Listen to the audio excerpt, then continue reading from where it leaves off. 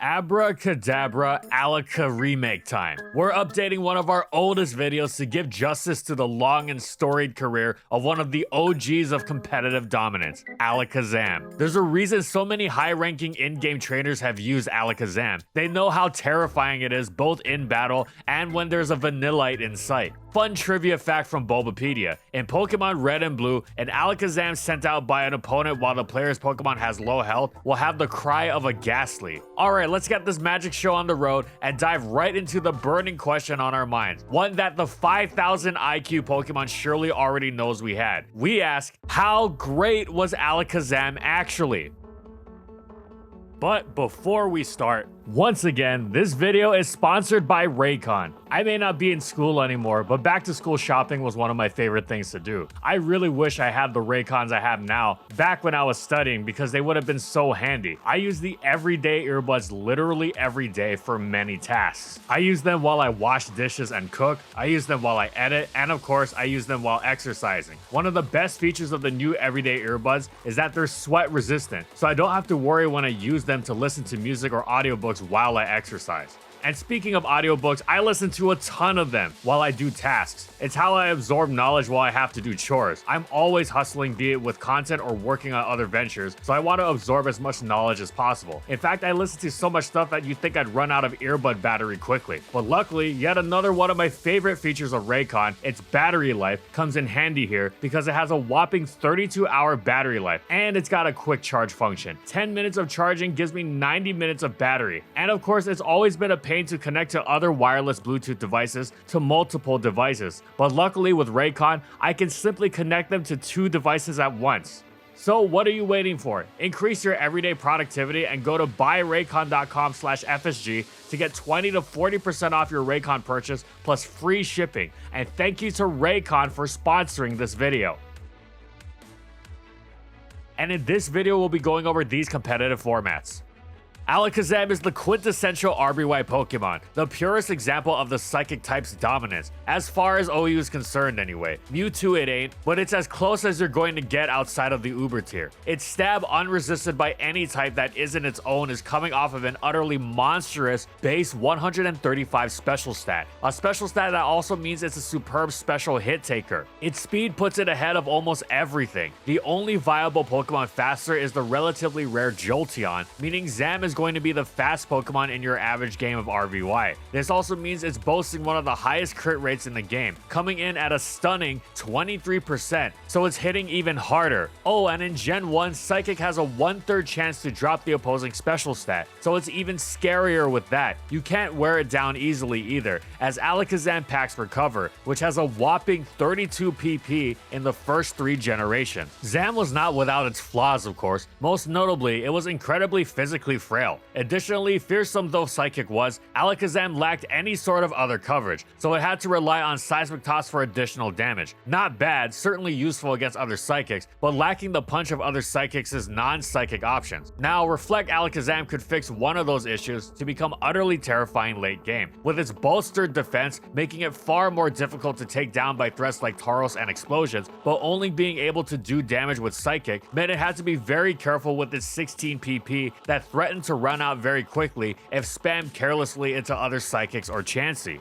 Zam was at its most defining in the lead spot though. The RBY lead metagame was all about sleep and paralysis. Alakazam was one of the best Pokemon to absorb sleep because its high speed and special bulk meant it had a solid chance of waking up later in the game, which could be game breaking, while it distributed paralysis efficiently, as well as potentially taking paralysis itself so it could block the opposing sleeper. Wasn't it a waste to have such a fast Pokemon paralyzed? It could be frustrating, but given the RBY landscape, it was one of the best choices because it prevented valuable teammates like the normal trio and late game Pokemon like Zapdos or Rhydon from taking it. You'd rather have Zam take the status and face off against these Pokemon than any of them. Plus, with how easily Zam spread Thunder Wave, it was often the faster of 2 paralyzed Pokemon anyway, so that speed stat was still put to great use, especially with how crit happy it was, unless it was facing an opposing Alakazam. Speaking of that, the player base eventually realized that lead Alakazam was effectively riskless. Yes, other leads leads were good, but Alakazam pretty much just tied everything at worst. It obliterated Gengar and beat Starmie lead, and was quite good at always achieving something valuable into Jinx and Exeggutor with Thunder Wave and Sleep Absorption, as well as a burn turn of Sleep or two. And given the inaccuracy of their sleep moves in conjunction with potential full paralysis, it often get a T-Wave and Seismic Toss off before going to sleep. Zam was always a popular, defining lead, but for quite some time, it became the lead. Games started off with one Alakazam mirror after another, an infuriating entanglement of Seismic Tosses and recovers amidst full paralysis, with potential Psychic special drops thrown into the mix to slow the opposing Alakazam down. It was all about trying to force the other Alakazam out first and to punish the switch for it, because if the opposing Alakazam switched out as your Alakazam recovered and then was still healthy enough to just switch right back in, you didn't really achieve anything. These messy matchups with Alakazam flanked by Reflect, Snorlax, and Chansey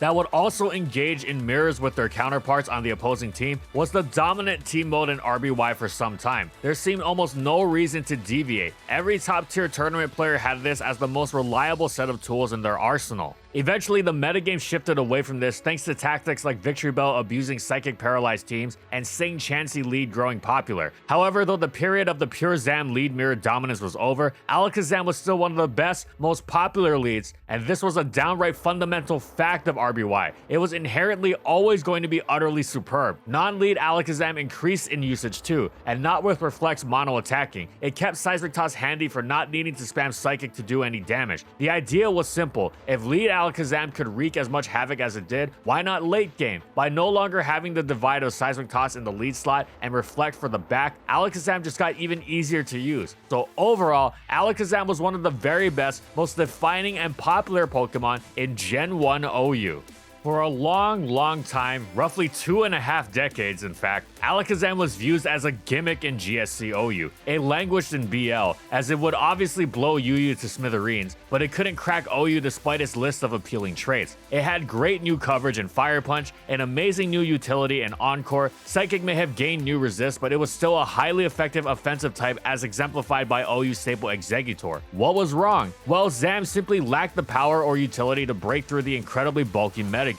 Strong as its Psychic was, it didn't have other Psychic's useful tools to make up for the fact that it was generally not breaking through Snorlax and friends. It struggled to beat Zapdos too. Its Raikou beating speed stat was great and all, but rarely resulted in anything especially useful. It didn't have any concrete use for Encore. It was fodder for Starmie's Rapid Spin. It got completely blanked by Tyranitar and Umbreon. The idea that Zam was at all viable was seen as a bad joke by most top players. As Gen 2's player base began to shift, the new players began experimenting with Zam. The early results didn't amount to too much, but they at least saw Alakazam as respectable. They toyed around with Dynamic Punch, as despite Alakazam's pitiful attack, its anti-Tyranitar coverage and confusion, which also helped against Snorlax, especially if Snorlax had been paralyzed, could help it burst through the opposition. This was unreliable, but the seeds had been planted. For the next several years, Alakazam was still in the background. If you wanted an offbeat, fast Psychic attacker, players generally preferred Growth Espeon, which also established itself as a monstrous late-game threat, with power that easily eclipsed Alakazam's after a single growth. However, it eventually became clear Alakazam wasn't supposed to be a sweeper. It was supposed to be a utility Pokemon, and this went hand in hand with the direction the metagame had been going in. The offense in the tier was now centering around the likes of Gengar, Jinx, Exeggutor, Nidoking, Machamp, offensive Starmie, and guess what was an effective check to all of them? That's right, Alakazam. It wasn't a hard counter, but it was surprisingly quite adept at swapping in, taking their hits, and easily recovering them off as they fled from its own attacks. Okay, that's cool, but how did Alakazam exert any pressure? Simple. Toxic. This catch-all was a beautiful solution for all of Alakazam's issues. Snorlax, the electric types, the dark types, Starmie, Toxic hit them all and ensured Alakazam would make some sort of progress. It was also a perfect Toxic user because between Psychic and Fire Punch, no poison or steel type would want to absorb it. Thus, Alakazam was able to take on a significant portion of the metagame's offensive threats while being able to do something meaningful to the Pokemon that could generally take it on. And it was uncommonly fast and strong for picking such valuable defensive defensive utility, meaning it also doubled as an offensive threat against weakened teams. This idea also led to Alakazam's use on the same types of offensive teams that it was being used to guard against. Thief offense with a psychic heavy approach, Jynx, Exeggutor, Starmie, and even Espeon, as well as their other thieving friends Gengar and Nidoking, was all the rage, and they loved having a fast late game sweeper to clean the opponent up. Thus, Alakazam stepped into the role. It required support not just in the team builder, but in the battle to get the opponent in a position where it could pick them off. But boy was it lights out if supported right. This newfound discovery of Alakazam's utility led to it, after so long, finally being promoted to bonafide OU status in GSC alongside fellow longtime BL Pokemon Jolteon. It was quite recent actually, being implemented near the tail end of July 2024, almost a full 24 years after Pokemon Crystal's release date and 25 after Gold and Silver.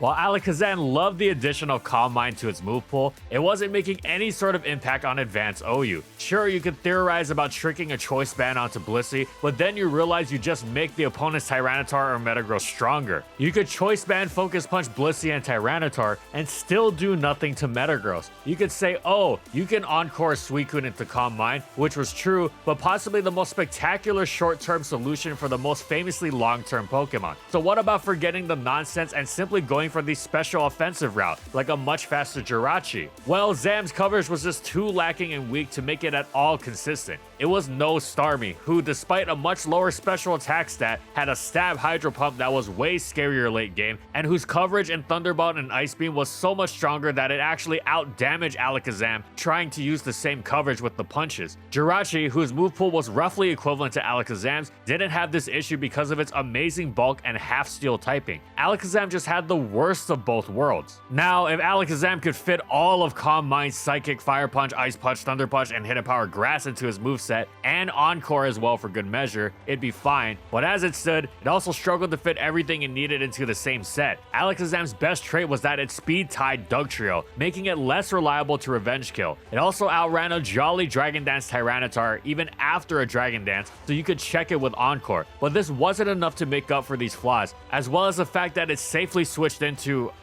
just about nothing. Some players tried to make it work. Synchronize was one of the best ways to totally ruin a Gengar using Will-O-Wisp, for example. It wasn't a bad Pokemon outright, but it was BL for many very good reasons. Its usage was occasional and its performances on those occasions only ever decent. Of course, it couldn't go to UU though. It absolutely obliterated that tier. Also, fun fact, it shared its BL status with its pre-evolution Kadabra.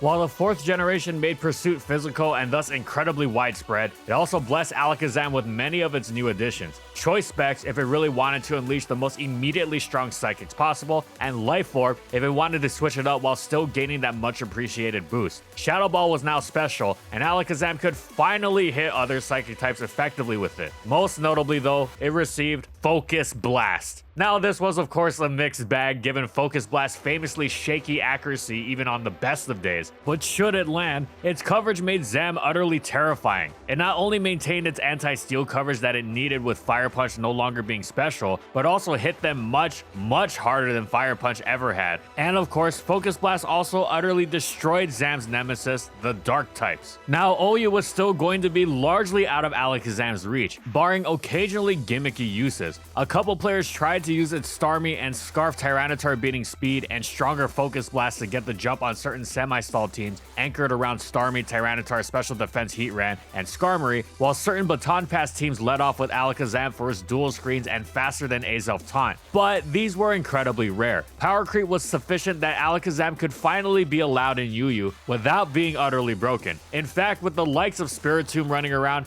Alakazam actually had a perfect counter not named Chansey. However, make no mistake, UU Alakazam was potentially one of the most terrifying Pokemon around. Even Chansey, just like Registeel, feared Specs Focus Blast with Stealth Rock up, and both of them were utterly ruined by Trick. Most everything else got dropped very quickly. The Fire, Water, Grass cores that dominated UU were hapless in the face of Alakazam's mighty Psychics. Even the raw bulk of Milotic struggled to stand up to them. Pretty much the only thing keeping most of UU teams from getting utterly eviscerated was priority, which was plentiful. So yeah, between things like Arcanite's Extreme Speed and Azumaro's Aqua Jet, you'd have recourse, but that didn't mean you weren't taking a serious beating from Alakazam's Assault first. Plus, not even priority moves was good against it. Vacuum Wave from Blaziken and Toxicroak bounced off of it, for instance. Your other options to outspeed it were Scarfers and Swellow. Well, Swellow was great, but not exactly the kind of thing you slapped on every team, while Scarfers had the same issue as priority. When they were forced to be used as revenge killers, they were incredibly easy for the Alakazam users to switch out of and absorb with something else. If one could hold Alakazam back until the late game, which also gave them time to lure in and wear down or take out the pursuit users like Houndoom and Spiritomb, they would be rewarded for temporarily playing 5v6 with an utterly ruthless late game cleaner, especially if it was using a Life Orb set with Substitute that allowed it to bypass Sucker Punches from Absol, Hitmonlee, and Toxicroak. Alternatively, it could run Calm Mind with Life Orb and absolutely crush any bulky answer. Even specially defensive Milotic was ruined. Alakazam's frailty meant it wasn't the easiest Pokemon to use, but its massive upsides were incredibly rewarding for skilled trainers, making it one of the most potentially dangerous Pokemon in Gen 4 UU.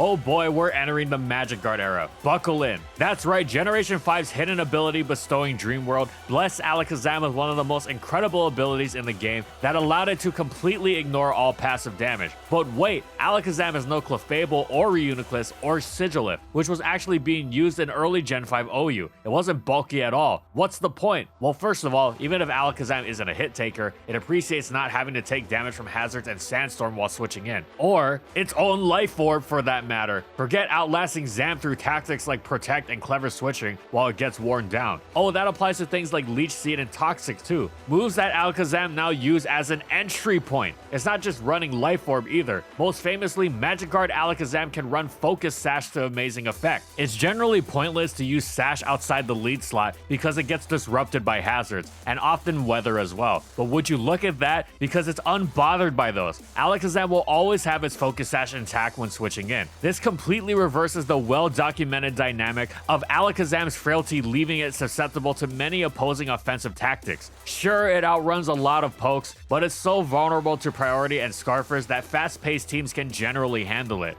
But now, since Alakazam can withstand a hit from these and take them out in return, it becomes infinitely more difficult to handle, especially as it can switch in and out repeatedly. It can sometimes even switch directly into any attack and survive it if that's what's required to take an opposing threat out without losing a valuable teammate. Despite the stunning heights that Magic Guard would eventually propel it to, Alakazam started the generation in UU and stayed there for some time throughout Black and White 1 even after receiving Magic Guard, as OU was preoccupied with many other broken monstrosities like Sandrush Excadrill. That was just fine though, as UU Zam was an utter terror. It foreshadowed its eventual use in OU because it was absolutely excellent on hazard stacking sand teams. The principle was simple, everything else got worn down by hazards and sand. Then Zam came in, unbothered by these things, and finished things off with its immense power and speed. Once the OU metagame started settling into a fairly balanced state after the bans of threats like Thunderous Speed though, Alakazam began getting used there as well, eventually rising to OU proper. It was especially valued for its speed that put it ahead of Scarf Tyranitar, which was used as a catch-all check to pretty much everything. Indeed, Alakazam was such a big threat, it just about single-handedly put Scarf Tar out of business on teams that didn't have another check to it. And seeing as how rare Alakazam checks were, this meant most of the time, Tyranitar couldn't afford to go with the Scarf. It had to go with Choppleberry instead, so it didn't get crushed by Focus Blast. And even then, it had to stay at high health so it didn't crumple if Alakazam threw on a Life Orb. As such, Alakazam became known as one of the biggest threats in OU, but even this underrated it compared to what was to come. Like with Reuniclus, the player base eventually realized just how absurdly ahead of everything else Alakazam was. All their checks got worn down by hazards and sand, and then the Magic Guard Psychics, who began teaming up for maximum Magic Guard, would clean up. Whereas Reuniclus was the slow and steady one, Alakazam ripped through the metagame mercilessly. It was the fastest viable Pokemon without speed boost, which made dealing with it difficult thanks to the whole priority or Scarfer that get ruined by Sash anyway deal. These monsters like Keldeo, Garchomp, and Thunderous Therian that smashed most of OU, yeah, Alakazam ripped through those effortlessly. Magic Guard hazard stacking became so dominant it, it incited an unprecedented move to free Excadrill just so the tier could have an actual decent rapid spinner. The other ones all got either stuffed by Jellicent or worn down by the hazard stackers that were just outright bad. However, even with Excadrill around, Alakazam and friends continued to absolutely terrorize everything. Alakazam Spikes was the most dominant, consistent team style year after year after year. There was just so little that could stand up to it. Sure, there were anti-Alakazam tactics that popped up, the sash-breaking dual chop Scarf Garchomp for instance, but they were all just trying to keep up with Zam. It constantly shifted itself just a bit and it'd be ahead of them again. There were many calls to ban Alakazam or Magic Guard or Spikes or something, but the object of many players' ire for so many years was Alakazam. It sure didn't hurt that it was flanked by fellow busted Psychics Reuniclus and Latios together. They were so easily able to wear down their one real check Tyranitar, it was kind of scary. Many Alakazam Spikes team mirrors popped up over the years, and game-deciding Zam speed ties were the stuff of nightmares. It was almost RBY Tauros-esque. There were just so few other ways to manage it besides your own, or beyond venturing into gimmicky, risky territory like hyper-offense teams that did well into Sand, but at the cost of getting utterly thrashed by Rain. In many ways, Alakazam wound up becoming the face of Gen 5 OU. Yes, Tyranitar, Politoed, and so on, but at the height of the competitive metagame, everything revolved around the peerless dominance of Alakazam and its Spikes. Generation 5 was well and truly spectacular. Alakazam took some time to get going in OU again in Gen 6. There was no more permanent sand, and the player base thought spikes were a thing of the past because of the fog, so Alakazam's go-to playstyle seemed to no longer exist. Additionally, the new Mega Alakazam was utterly monstrous, with almost grotesque levels of special attack and speed even by Mega standards, but it was in somewhat of an awkward place as its role was nearly identical to its base form, and thus the player base hadn't figured out what to do with it yet, as opposed to more intuitive Megas like the Mega Charizard. As such, both Alakazam and Mega Alakazam dropped to UU early on, and shocker, Mega Alakazam was banned immediately. Alakazam was a solid Pokemon in UU. Magikarp didn't create too much of a disparity between it and the others because there wasn't the previous generation's emphasis on passive damage. Additionally, many top tier Pokemon like Scarf Hydreigon, Mega Aerodactyl, Victini, and Jirachi tended to match up decently against it. So Alakazam wasn't quite blasting everything apart, but rest assured, late game, when everything was battered and bruised, it'd step in and those weakened Pokemon would immediately drop. Funnily enough, eventually Mega Alakazam was retested and actually allowed in UU. Freakish though it seemed for a Psychic type with special attack and speed that left Mewtwo in the dust, it basically wasn't that different from handling base Alakazam, and Mega Alakazam had opportunity cost as a Mega in a tier where you really wanted to run Aerodactyl a lot of the time, so it balanced it out. Come Oraz, the OU player base had realized that the Spikers were good and the Fog was terrible at keeping Spikes off the field. Thus, Spikes were back, and thus so was Alakazam, moving back up to OU through usage. Both Base and Mega were terrifying, but Base started off as more popular. With Life Orb, it was actually stronger than Mega, which helped it blast through the ever-present Clefable, while letting you use another Mega alongside it. Mega Alakazam's extra speed seemed superfluous. That is, until Assault Vest, Tornadus, Therian, and especially Weavile came to utterly dominate the metagame. It was immensely difficult for Alakazam to get its job done when these two faster Pokemon thwarted its efforts, especially since Weavile would also Pursuit Trap it. This led base Alakazam's usage to fall, and it actually wound up back in UU, where it wound up abusing Spikes to spectacular effect. The tier's player base had also realized just how effective hazards still were, and Zan led the charge in ensuring almost nothing could take it on safely. Even trying to pursue wouldn't necessarily work. Alakazam survived Mega Aerodactyl's pursuit if it stayed in, for example, making a gruesome guessing game. Alakazam's Spikes proved to be too much for UU, and Alakazam found itself banned. Mega Alakazam, though, had taken over right where base Alakazam had left off in OU. That whole Tauren, Therian, and Weavile problem base Alakazam had? Yeah, not a problem at all once it Mega Evolved. Its speed was so incredibly high, in fact, that Mega Alakazam could actually run a modest nature without really missing out on anything. It had to watch out since it wouldn't outrun things like Keldeo on the turn in Mega Evolve, but this was a worthwhile price to pay for the utterly insane boost in power it received. It was actually stronger than Life Orb Alakazam now. Mega Alakazam Spikes became one of the most dominant team styles in the metagame, with many of the Megazam's teammates like Clefable, Gliscor, and Skarmory also flaunting a Spikes immunity. Megazam did lose Magic Guard upon Mega Evolving, but having that initial Magic Guard when switching in was excellent to ensure it started at full health. And Trace was also a superb ability with myriad useful applications that just made Mega Alakazam scarier. For instance, Mega Alakazam could copy the Regenerator off a Slowbro if forced out, or it could switch into a Heatran's Lava Plume by tracing Flash Fire, or it could even outrun an Excadrill in Sand by tracing Sand Rush. This utility was so widespread, in fact, that Mega Alakazam found itself being used on Spike's less bulky offense teams too. Mega Alakazam also made itself more difficult to handle through its move pool. Think your specially defensive Thunder Wave Clefable will get the job done? Nope, Alakazam just taunted you. This also worked to completely shut down Toxic Heatran or a soft Boiling Chansey. Think your specially defensive Gliscor is safe? But Mega Alakazam just dropped you with Hidden Power Ice. Mega Alakazam sliced through bulk, it blitz past offense, Focus Blast accuracy willing. It was an absolutely incredible Pokemon that significantly shaped the state of ORAS OU. Alakazam was not at all suited to VGC. Frailty exacerbated by the doubles format alongside the fact that, for all its power, it wasn't the immediate one-hit KO machine it needed to be to compensate for such a flaw, nor was it packing any sort of particularly superb utility either. The fast-paced, hazardless VGC metagame was antithetical to the kind of prolonged passive damage, heavy single slugfest Zam thrived in. Having said that, while the Mega Form definitely wasn't going to be used in the world of Kangaskhan, hilarious though the idea of tracing Parental Bond is, it wouldn't actually work almost ever. Base Zam managed to notch a couple of placements in 2015. Jack G reached 4th in the junior division of the Australian Nationals, and Matt Vibert reached 10th at the Florida Regionals.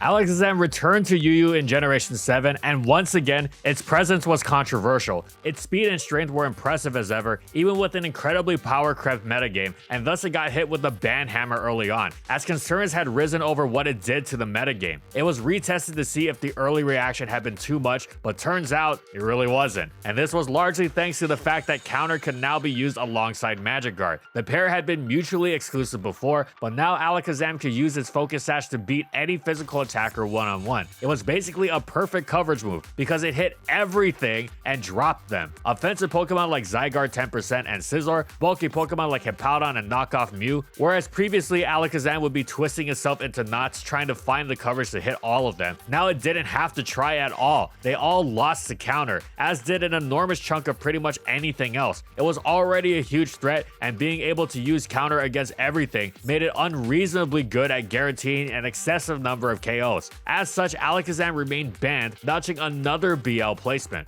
As for Mega Alakazam, it once again took some time for its place to be discovered in this new metagame, where the player base was busy figuring out all the flashy new toys, and thinking, oh, Celesteela and Magearna will make Megazam too difficult to use, but just like the previous generation, once they realized just what Megazam could do, it exploded in usage and became a monstrous defining threat even in the face of Steela and Magearna, doing pretty much the same things as it had previously, except with some excellent new tools. First of all, it immediately received its Mega level speed upon Mega Evolving now, which made it even easier for it to find spots to destroy things right away, and to run a modest nature. It still outran the incredibly fast Tapu Koko. Second, Spike's Greninja made it even easier for Mega Alakazam to be used on offensive teams, really piling on the hurt from every direction to enable it later on. Of course, it still found great success on bulkier balance as always. Third, these offensive teams really appreciated Mega Alakazam not just because of its threat level, but because of its defensive presence, and not just the kind where it's used at speed that outran Greninja and even Tapu Koko. The kind where it actually switched into things. Z Magma Storm Heatran was one of the biggest threats in the tier, and by tracing Flash Fire, Mega Alakazam provided an amazing offensive check to it that recovered off any potential Earth powers, while Heatran fled from Focus Blast. Trace also had another absolutely incredible application in helping Megazam and its team take on Toxapex and friends. It wasn't just that Megazam was threatening to defensive cores, it was that Megazam threatened these defensive cores while repeatedly safely switching into Toxapex, an immensely difficult task because it traced Regenerator, which alongside Recover allowed it to shrug off whatever Toxapex wanted to throw at it on the switch. Even if it got status, it would keep threatening the opponent over and over and over, while keeping its teammates safe from Toxapex's Scald Toxic knockoff antics. It was an absolutely incredible presence, especially with something like Assault Vest knockoff Tangrowth to deny Celesteela Leech Seed recovery and force it out, letting Alakazam wear it down over time. Mega Alakazam was an absolutely stellar fit on so many teams and consistently threatened just about the whole metagame. Bulky teams were so terrified of it, they began using Scarf Weavile for the fast pursuit against it. Mega Alakazam was also the best way to punish Protean Greninja in the entire metagame. Imagine a Mega Alakazam with Protean, and then imagine the regret your opponent has when they realize that you've traced the Protean off your opponent's Greninja and now have to contend with an Omni Stab Mega Zam. If your Mega Zam answer was specially defensive Tapu Bulu, you were fine, since that was going to take Psychics at high health anyway, but anything else and you were in serious trouble. The applications were endless. In addition to also handily checking Sandrus Extra again, Mega Alakazam also liked copying Regenerator off Tornadus Therian, and it was downright nightmarish if it grabbed Beast Boost against one of the many Ultra Beasts. So all in all, Mega Alakazam was one of the best Megas and an absolutely incredible Pokemon in Gen 7 OU. Alakazam was still not at all a part of the VGC meta in Gen 7, but its Mega form at least got one placement. Jamie Boyd, ever the innovator, brought it to the Columbus Internationals on a Xerneas Primal Groudon team as a secondary Mega alongside Gengar, reaching 42nd. Trace definitely had some cool potential applications, but beyond that, there was very good reason neither Zam was used. Alakazam joined the 8th generation in the Isle of Armor. Sadly, it no longer had its Mega Evolution, and it lost Hidden Power as well. There were two very bright spots to make up for this though. First, Pursuit had been removed as well, and there went Alakazam's biggest issue since Gen 4, apart from Focus Blast accuracy of course. Second, it had received Nasty Plot. Calm Mind already made Alakazam quite threatening, but immediately doubling its special attack was utterly terrifying, almost beyond description of even the most exaggerated superlatives, given how even unboosted Alakazam regularly pushed the bulkiest Pokemon in the game to the limits of their hit-taking capabilities. Forget Yu, Alakazam rejoined OU with Focus Sash and Nasty Plot in tow, cutting through much of the limited metagame with ease. Clefable had just about no business taking it on anymore, and even bulkier Pokemon like Mandibuzz and Corviknight could crumple beneath its power. Plus, Alakazam didn't even need Nasty Plot to the surprise of no one. It could also go with 4 attacks and a life attached, with Dazzling Gleam being more reliable against Mandibuzz. Now, as frightening as Alakazam was offensively, it was quote-unquote only a decent threat throughout Isle of Armor OU, because its defensive utility was nihil. Plus, its speed was no longer quite as impressive in a metagame with Dragapult and Zeraora around every corner, especially since the former could cut through Focus Sash should it run Dragon Darts. Still, power-wise, Alakazam was on par with the mighty, later to be banned Kyurem, and thus came by its OU placement honestly, making balanced teams rue their matchup even before it grabbed that Nasty Plot against a switching Toxapex. Then the Crown Tundra came around, and the ensuring power creep returned Zam to Yu. There it was a superb Pokemon for sure. It had to contend with Zeraora, Celesteela, Chansey, Slowking, Aegislash, and Scizor, and it couldn't even threaten Hidden Power Fire anymore. But if there's one thing we've learned, it's that Yu Zam is always ferocious even in the face of its counters, often to the point of the effect it has on the metagame health being contentious. And it was no exception in Gen 8. With good play and a semi-accurate Focus Blast, Alakazam was considered to be straddling the border that would send it to borderline, especially with Knockoff in its arsenal. Slowking and Scizor would lose their heavy-duty boots, and the next time they switched in, just Stealth Rock would bring them into Zam 2-hit KO range, while Knockoff was utterly ruinous to Celesteela and Chansey as well. If you looked at it closely, it was actually ridiculous how easily Alakazam dismantled pretty much everything. However, for the time being, it's nothing too outrageous, relatively speaking. Just a very good Pokemon that was high in risk and even higher in reward. It was frail after all, so it has to be careful and all that other baloney. But the doubts were there and beginning to grow, becoming more and more difficult to deny. Then, a few months into Crown Tundra Yu, there was a tier shift so fortuitous, it seemed as if Arceus had made it happen just for Alakazam. Slowking and Zeraora went to OU, removing 2 of the most prominent forms of Zam counterplay. And a new defensive linchpin dropped to Yu, Buzzswole, or as Alakazam knew it, Dinner. With this in mind, suddenly those in charge of tiering decided they could no longer pretend that Alakazam was acceptable at all. Now, it was so blatantly busted that it was banned on the same day of the tier shift alongside Latios. Talk about a quick reaction. With another generation of Yu dominance in its rearview mirror, Alakazam turned to attempting to find a new niche in Crown Tundra. It had also received Expanding Force, which was perfect to be abused alongside Psychic Terrain. Thus, it began pairing up with Tapu Lele to unleash some truly mind-boggling levels of power. Alakazam was also appreciative of Psychic Terrain, protecting it from priority. However, these teams were incredibly gimmicky. It wasn't just the lack of defensive stability, it was also the difficulty of getting Alakazam on the field while Psychic Terrain was active. If you were running Psy Spam, you probably weren't trying to be optimal. You just wanted to click the satisfying auto KO button that was Expanding Force. Not a bad motive, of course, but it was clear to see that Zam didn't really have a place in OU. Even on Psy Spam teams, Shell Smash Stored Power Poltegeist tended to be more effective on average. Not that it was particularly consistent, of course. Psy Spam just didn't match up well at all into the Pokemon that dominated OU. Melmetal, Weavile, Ferrothorn, Rillaboom, Tapu Koko, Heatran, Slowbro, Assault Vest, Galarian, Slowking. Yeah, it wasn't really worth the effort. What about Nasty Plot Alakazam outside of Psy Spam? Well, that wasn't really worthwhile either, because you could just run Tapu Lele and immediately destroy everything without needing to set up. Heavy duty boots being everywhere meant it was very difficult for Alakazam's checks to get worn down, and it certainly didn't have the longevity to try and play a long game with knocking boots off and letting hazards do the work. Yeah, you just use Tapu Lele, who doesn't care if something has boots or not. The ubiquitous presence of Dragapult and Weavile didn't do it any favors either, so Alakazam just wasn't seen in OU. Still, all things considered, it was another highly successful generation. Limited though it was, Alakazam finally found some genuine success, however brief. Supporting it with NDDF Psychic Terrain, Junhee Lee leveraged this massive buff to Zam's power to win the 2020 Korean Champion Invitational. It helped that the team Zam appeared on was quite balanced and not at all on this tactic. Should it run into a bad matchup, the ever-consistent duo of Tyranitar and Excadrill picked up the slack. Still, though it was far from a meta staple in the world of Dragapult, it was nice to see Alakazam finally achieve something in VGC.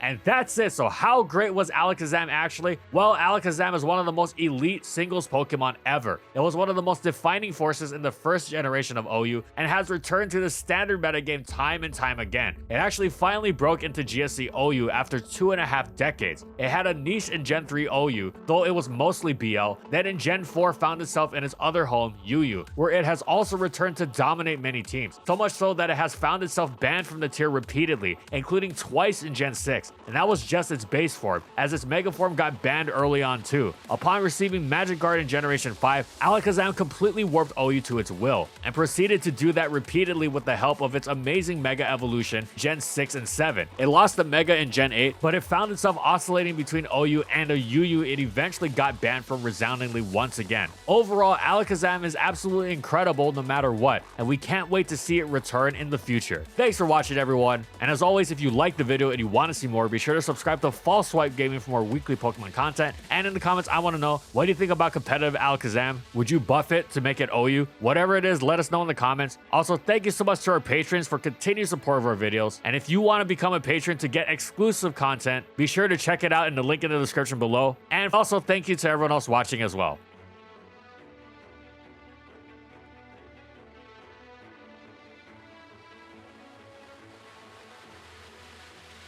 And thank you so much to our Platinum patrons. Thank you to Alex Sable, Anthony Belval Renault, Bingleton, Daniel Isbeast, Funky, Glitcherton, Howl, Jack G, Lord of the Rabbit, Pretzel SP, Raven Daytona Ring, Ray Ray, Skylaria, Soares and Croxon, Shiwei Miji, and Stoneface Colin for their major support of our videos. And follow my crew on these social media platforms. And that's all I got. See you next time, everyone.